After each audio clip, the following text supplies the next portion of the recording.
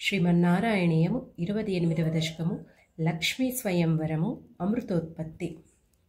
గరలం తరలాననం పురస్తాత్ జలధేరుద్విజగాలకాలకూటం అమరస్తుతివాదమోదనిఘ్నో గిరిశస్తన్నిపపౌ భవత్ప్రియార్థం. విమతత్సు సురాసురేషు జాతా సురభిస్తాం ఋషిశూన్యధాస్త్రిదామన్.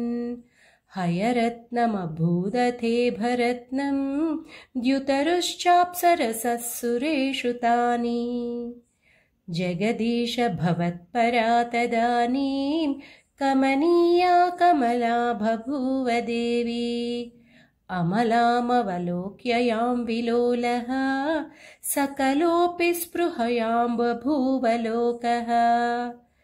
త్వయి దత్తహృదే తదైవ దేవ్యై త్రిదశేంద్రో మణిపీఠికాం వ్యతారేత్. సకలోపహృతాభిషేచనీయైః ఋషయస్తాం శృతిగీర్భిరభ్యషించన్. అభిషేకచలానుపాతిముగ్ధ త్వదపాంగైరవభూషితాంగవల్లీం. మణికుండలపీతచేల వరణస్రజమాత్తభృంగనాదాం దధతి సా కుచకుంభమందయానా. పదశింజితమంజునూపురా త్వాం కలితవ్రీడవిలాసమాససాద. గిరిశద్రుహిణాది సర్వదేవాన్ గుణభాజోప్యవిముక్తదోషలేశాన్. అవమృశ్య సదైవ సర్వరమ్యే నిహితా త్వయ్యనయాపి దివ్యమాలా. ఉరసా తరసా మమానిథైనాం భువనానాం జననీమనన్య భావాం.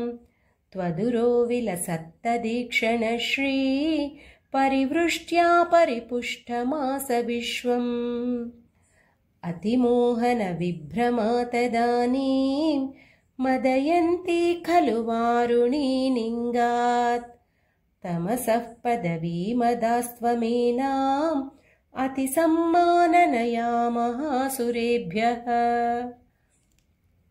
తరుణాంబుదసుందరస్తదా త్వం నను ధన్వంతరిరుత్థితోంబురాశేః. అమృతం కలశే వహన్ కరాభ్యాం అఖిలార్తిం హర మారుతాలయేష. లక్ష్మీ స్వయంవరము అమృతోత్పత్తి అను 28వ దశకం సమాప్తం. హరే శ్రీనివాస.